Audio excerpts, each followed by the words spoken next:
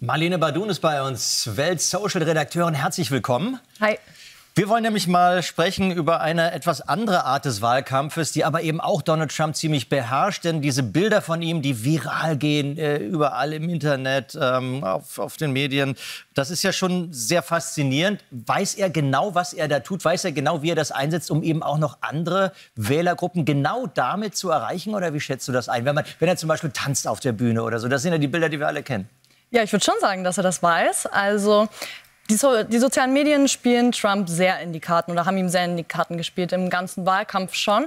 Denn er hat einfach dieses Gespür dafür, Bilder zu erzeugen. Wir erinnern uns zum Beispiel die McDonald's-Kampagne oder Trump als Müllfahrer. Das sind Bilder, die waren konkret dafür da, dass sie sich verbreiten. Und das hat er eben ziemlich gut drauf und sein Team auch. Und damit hatte er auch seiner Kontrahentin einiges voraus, kann man sagen. Du hast jetzt gerade die McDonald's-Bilder, die man ja sofort auch vor Augen hat, schon erwähnt. Seine Kontrahentin Kamala Harris, die ja jetzt wirklich heftig abgestraft wurde in diesem Wahlergebnis, hatte eigentlich aber auch einen ganz kurzen Social-Media-Moment. Ich erinnere mich, als sie auf einmal als Brad galt und auch kurzzeitig auf jeden Fall überall auf der For You-Page gewesen ist und viral gegangen ist. Wirklich ausgebaut hat ihr Team das dann aber nicht. Absicht? Aus Versehen? Also man kann zum einen schon mal sagen, dass dieser Trend, mit dem hatte sie selber proaktiv tatsächlich gar nichts zu tun. Es war eine Eigendynamik, die sich im Internet entwickelt hat und ihr Team hat ganz gut erkannt, wie sie darauf aufspringen können. Aber wie das mit so einem Hype nun mal ist, er kommt, er geht auch schnell wieder.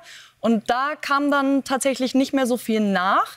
Jedenfalls nicht auf dem Level. Sie hat sich danach viel mit hochkarätiger Prominenz gezeigt, mit den Obamas, Bruce Springsteen. Also irgendwie Leuten, die man kennt. Aber wenn es jetzt um eine junge Wählergruppe geht, sind es doch Leute, mit denen sich junge Menschen einfach nicht wirklich identifizieren können. Und ja, das hat Donald Trump besser gemacht. Und da hat sie sich vielleicht auch einfach die falschen Akteure ausgesucht. Wobei, da würde ich mal einen Namen reinwerfen, Taylor Swift. Da haben wir auch hier im Studio damals schon drüber diskutiert und gesagt, wenn Taylor Swift was sagt, dann ist die Jugend Amerikas wird hellhörig. Das spielt schon eine große Rolle. Ist der größte Star eigentlich momentan, den es weltweit gibt. Und die hat sich für Kamala Harris ausgesprochen, hat aber überhaupt nichts genutzt. Warum? Ist Harris trotzdem nicht authentisch genug? Ist Trump da einfach Trump oder woran liegt das?